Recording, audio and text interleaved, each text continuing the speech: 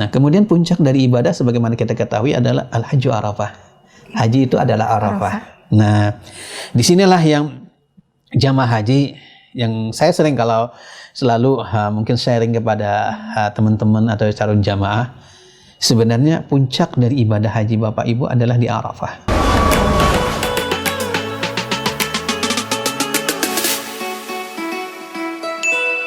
Berarti sampai ke Arafah nih terakhirnya ya berarti. Apa yang dilakukan di Arafah? Oke.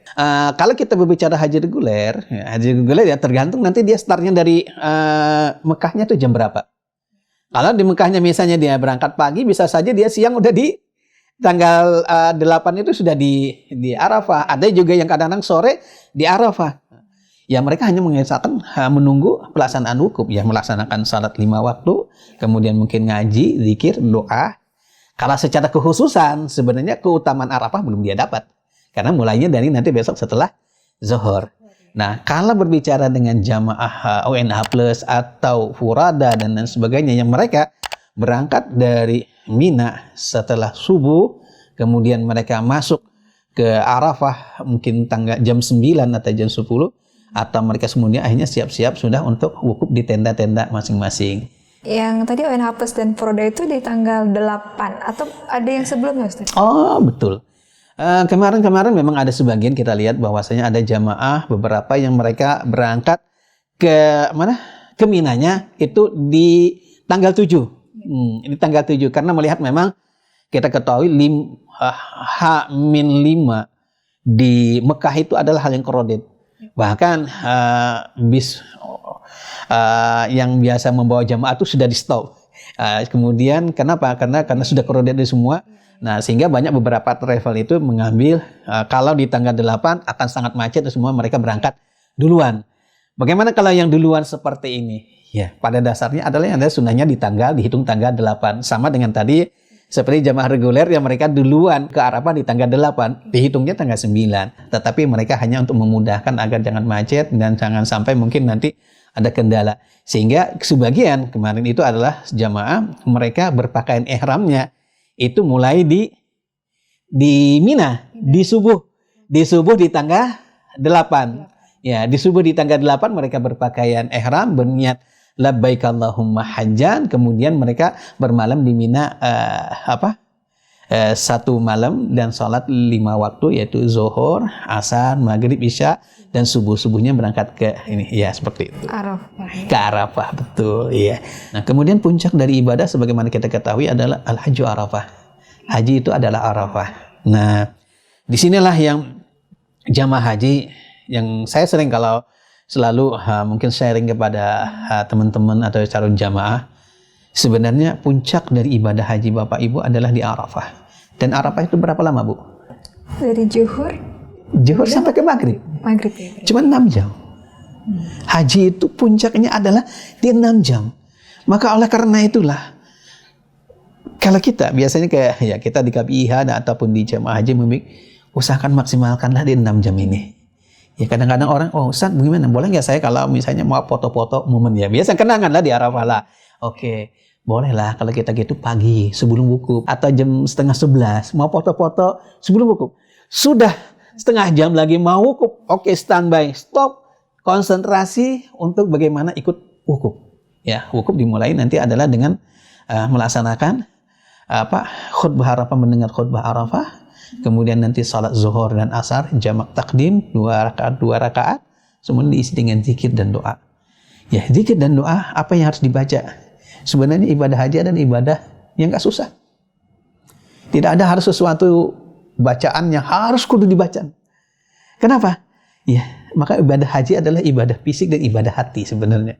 Ya, berbeda dengan salat. Kalau salat kita harus baca apa? Fatihah. Dan harus berbahasa Arab. Iya, nggak boleh kan? Wah, bacanya nggak boleh. Harus. Tapi kalau orang haji mau bahasa apa aja boleh. Mau bahasa Madura, bahasa Jawa, bahasa Betawi, mau silakan. Nah, berdoalah banyak-banyak di Arafah.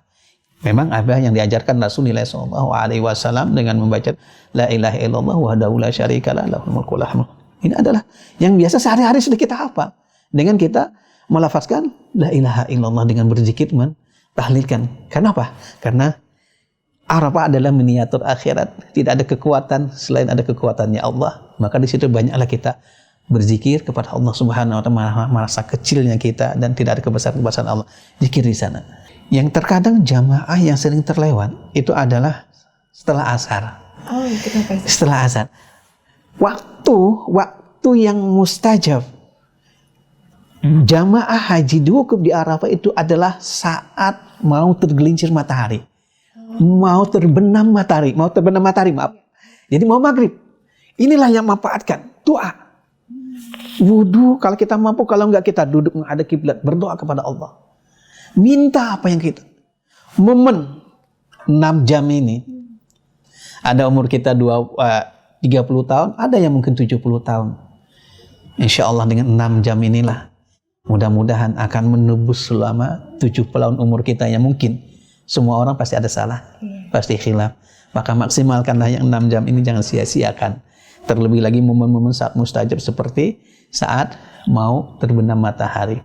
Nah, rutinitas adalah dari tadi di Arafah hanya dengan khutbah, mendengarkan khutbah, kemudian salat zuhur asar, kemudian zikir dan doa.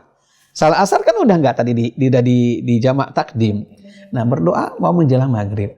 Kemudian nanti setelah maghrib atau menunggu kondisi sampai isya akan diberangkatkan menuju ke Muzdalifah. Apa yang dilakukan di Muzdalifah adalah bermalam di Muzdalifah. Dan di Muzdalifah adalah mengambil kerikil. Nah, apakah jamaah ini akan salat di jamak takdim maghrib isya di Arafah, atau abdalnya bagaimana nanti salat maghrib atau isya jamak takhir? Abdalnya adalah jamak takhir di Muzdalifah. Itulah yang diajarkan Rasulullah, bahwasanya Rasulullah manakala maghrib, beliau sudah di ontanya. Waktu azan, langsung beliau menuju ke Muzdalifah. Nggak melaksanakan salat, tetapi salatnya adalah di Muzdalifah. Nah, ya kadang-kadang ya jamaah kita ya seperti itu. Ya kadang-kadang mereka, kan lama nanti kita diberangkatkan nanti juga isya, ba'da isya, ya kita salat maghrib, jamak takdim dulu. Boleh nggak? Boleh. Tetapi ya itu tadi, ya kalau kita mampu abdal, kenapa tidak? Kenapa? Orang di Muzdalifah kita punya waktu lama. Ya, kalau kita misalnya di habis isya atau jam 9 masuk ke Muzdalifah, kita akan diberangkatkan ke Mina itu kurang lebih jam 1 sampai jam 2 malam. Berapa jam? Kalau kita jam 9, 10, 11, 12, 1, 2, sekitar 5 jam, 6 jam. Kurang lebih 6 jaman lah kita berada di Muzdalifah. Di Muzdalifah apa yang kita lakukan? Ya hanya salat dengan jamak takhir, dan kita berzikir dan berdoa dan mencari kerikil batu. 7 kerikil batu yang harus diambil. Oke. 7 ini adalah untuk Jumratul Aqabah. Kemudian kalau mereka yang ingin menyempurnakan nanti bagaimana? Apakah dia ngambil 7 di Muzdalifah atau sisanya di Mina? Sisanya boleh di Mina. Bahkan semuanya pun boleh di Mina. Tapi afdalnya adalah mengambil yang minimal 7 itu di Muzdalifah. Kemudian kalau mereka yang munafar awal berarti mengambil adalah 7 tambah 2 hari, 21, 49 biji. Nah kita kumpulnya seperti inilah, cukup kayak kacang, kayak ujung jempol ini cukup. Ya, itu yang kita ambil, pilihin. Ya kalau kita bisa, mau 7, nanti sisanya di Mina boleh. Kita tambah menjadi 60 buat cadangan takut jatuh atau apa-apa, oke boleh. Kalau kita mau nafar sani adalah 70, berarti 70 biji. Nah setelah jamaah berada di Muzdalifah, dia sudah salat, dia zikir, ya boleh nggak tidur? Ya tidurlah. Artinya apa? Bermalam. Ya bermalam itu Rasulullah sebenarnya adalah benar-benar bermalam. Rasulullah itu berangkat dari Muzdalifah itu adalah setelah salat subuh. Ya subuh sampai subuh. Nah, tetapi jumhur ulama mengatakan adalah bermalam itu bisa dihitung setelah lewat tengah malam. Lewat tengah malam jam 12 malam sudah dihitung bermalam. Nah, mengatakan apakah syarat tidur atau tidak? Ya, afdalnya adalah tidur.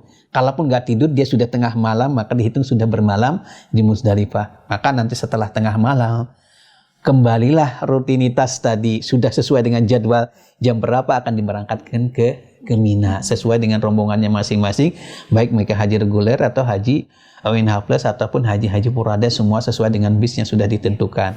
Oh ya, kalau ada yang sakit gimana Ustaz? Sakitnya dia berada di Mekah atau di Arafah misalnya, contohnya. Misalnya, contohkan dua-duanya. Oke. Saya pengalaman di tahun 99, kebetulan saya waktu itu ada petugas haji kemudian dari saya mahasiswa atau di Kairo dulu di Sansur yang memang menangani orang-orang yang sakit, bantu. Nah, itu ada namanya istilah adalah safari wukuf. Safari wukuf adalah orang-orang yang sakit, yang mereka ada yang di rumah sakit di mana mereka dibawa dengan ambulan menuju ke Arafah. Mereka yang sakit benar-benar yang sudah sakit ya, mereka yang sakit-sakit yang benar parah, mereka tetap diwukufkan.